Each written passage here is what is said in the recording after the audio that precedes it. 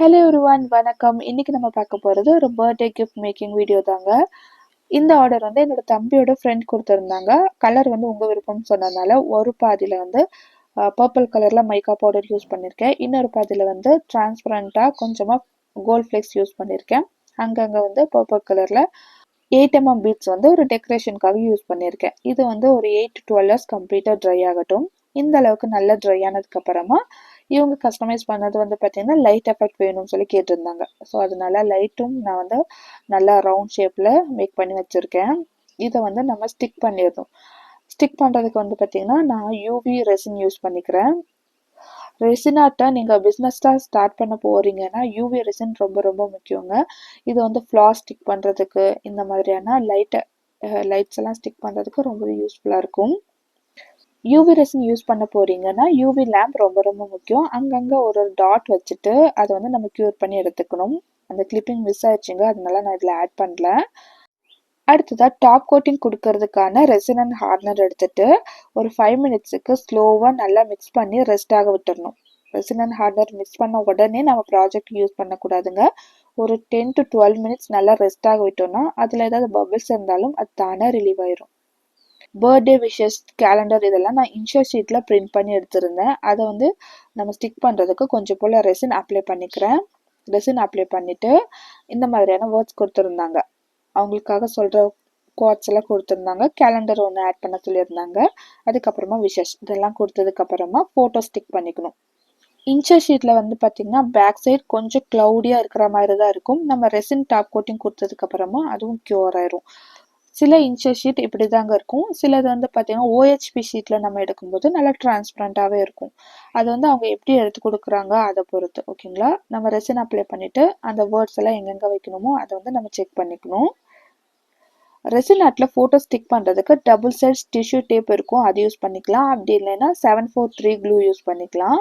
டெக்கரேஷனுக்காக இந்த மாதிரியான பட்டர்ஃப்ளைஸ் நம்ம யூஸ் பண்ணிக்கலாங்க. இதுவுமே இன்ச்சர் ஷீட்டில் நமக்கு வந்தது தான். இது எல்லாத்தையும் கரெக்டாக அரேஞ்ச் பண்ணிட்டதுக்கு அப்புறமா லைட் வந்து கரெக்டாக ஒர்க் ஆகுதான்னு செக் பண்ணிக்கணும். செக் பண்ணதுக்கு அப்புறமா டாப் கோட்டிங் கொடுத்துடலாம். டாப் கோட்டிங் கொடுக்கறதுக்கு முன்னாடி கிளிட்டர்ஸ் ஆட் பண்ணலான்னு நினச்சிருந்தாங்க. அதனால கொஞ்சம் போல் ரெசின் அண்ட் ஹார்ட்னர் மிக்ஸ் பண்ணி வச்சுருந்ததை ஆட் பண்ணிவிட்டு நான் வந்து அந்த கிளிட்டர்ஸ் கொடுத்துருந்தேன். பட் நீங்கள் பண்ணும்போது இந்த மாதிரி பண்ணாதீங்க. ஏன்னா இந்த கிளிட்டர்ஸ் எல்லாம் கொடுத்துட்டு டாப் கோட்டிங் கொடுத்துட்டோன்னா அது எல்லாமே அந்த ஃபோட்டோஸ் மேலேயும் அந்த லெட்டர் மேலேயும் வந்துடும். இந்த ப்ராஜெக்ட் வந்து பார்த்தீங்கன்னா நான் ரெசின் ஆர்ட் ஸ்டார்ட் பண்ணதுக்கப்புறமா நிறைய கீ செயின் தான் மேக் பண்ணி கொடுத்துருந்தேன். ஸோ பெரிய ஆர்டராக வந்திருந்தது இதுதான் 8 inch இருக்கக்கூடிய பர்த்டே ஃப்ரேம் மேக்கிங் வீடியோ. இதில் வந்து நான் செஞ்ச மிஸ்டேக்கே அந்த கிளிட்டர்ஸ் வந்து நான் ரெசினில் அப்படியே ஆட் பண்ணது தான். அது என்ன ஆகும்னு வந்து பார்த்தீங்கன்னா ரெசின் அண்ட் ஹார்ட்னர் மிக்ஸ் பண்ணி வச்சிருக்கிறது ஓரளவுக்கு தான் செமி லிக்விடாக இருக்கும். அது க்யூர் ஆகிற சமயத்தில் என்ன ஆகும்னு வந்து பார்த்தீங்கன்னா நம்ம ஆட் பண்ணியிருக்கிற கிளிட்டர்ஸ் எல்லாம் பிளேஸ்மெண்ட் வந்து மாற ஆரம்பிச்சிடும்.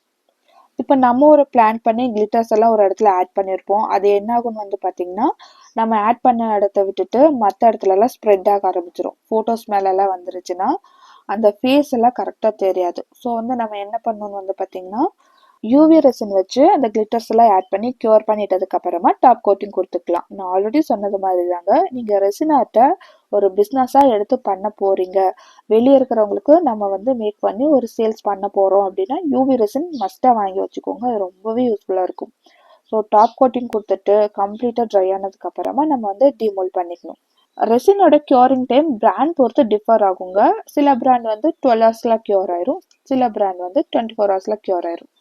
உங்களோட ரெசினில் என்ன க்யூரிங் டைம் கொடுத்துருக்காங்களோ அதை ஃபாலோ பண்ணிவிட்டு கம்ப்ளீட்டாக க்யூர் ஆனதுக்கு அப்புறமா தான் டிமோல்ட் பண்ணணும்.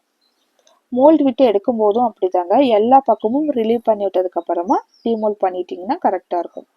இப்போ வந்து லைட்டும் கரெக்டாக எரியுது இல்லையா, இதுவுமே நம்ம கரெக்டாக பார்த்துக்கணும். சம்டைம்ஸ் என்ன ஆகும்னா ப்ராஜெக்ட்குள்ளே வைக்கும்போது அந்த லைட்ஸ் வந்து கரெக்டாக இருக்கும், ஃபைனலாக பார்க்கும்போது லைட்ஸ் வந்து ரிப்பேர் ஆகிருக்கும். அந்த மாதிரி இல்லாமல் எப்போதுமே செக் பண்ணிகிட்டே இருங்க.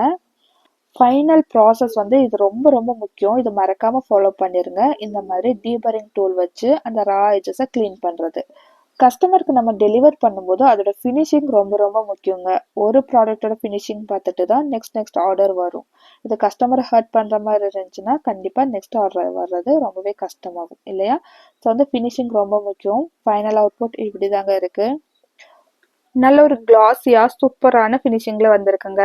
இந்த வீடியோ கண்டிப்பாக உங்களுக்கு யூஸ்ஃபுல்லாக இருந்திருக்கும்னு நான் நம்புகிறேன். உங்களுக்கும் இதே மாதிரி பர்த்டே கிஃப்ட், ஆனிவர்சரி கிஃப்ட் இதெல்லாம் மேக் பண்ணணுன்னா ஸ்க்ரீனில் தெரியிற வாட்ஸ்அப் நம்பருக்கு கான்டாக்ட் பண்ணுங்கள். இந்த மாதிரியான ஃபோட்டோ ஃப்ரேம்ஸ் மட்டும் இல்லாமல் baby things preservation, wedding garland preservation இது எல்லாமே அவைலபிள். நம்மக்கிட்ட பிரஸ்ட் மில்க் ப்ரிசர்வேஷன் கூட அவைலபிளாக இருக்குங்க. நீங்கள் ப்ரிசர்வ் பண்ணணும்னு நினைக்கிற ஃபோட்டோஸை ஒரு இமேஜாக எடுத்து ஷேர் பண்ணிட்டீங்கன்னா எந்த சைஸில் மேக் பண்ணலாம், எப்படி மேக் பண்ணலாம், இதை பற்றின ஐடியாஸ் வேணும்னா கூட நீங்கள் கேட்டு தெரிஞ்சுக்கலாம். நீங்கள் அனுப்புகிற பொருள் பொறுத்து தான் ஃப்ரேமோட சைஸ் ஃபிக்ஸ் ஆகுங்க. ஸோ அமௌண்ட் டீட்டெயில் வந்து வாட்ஸ்அப்பில் தான் நீங்கள் என்கொயரி பண்ணிக்கணும். இந்த வீடியோ பற்றின உங்களோட கருத்துக்களையும் கமெண்ட் பாக்ஸில் சொல்லுங்கள். ரெசின் ஆர்ட் பற்றின வேறு ஏதாவது டவுட் இருந்தாலும் நீங்கள் கண்டிப்பாக கமெண்ட் பாக்ஸில் சொல்லலாம். நெக்ஸ்ட் வீடியோவில் சந்திக்கலாம். Bye friends.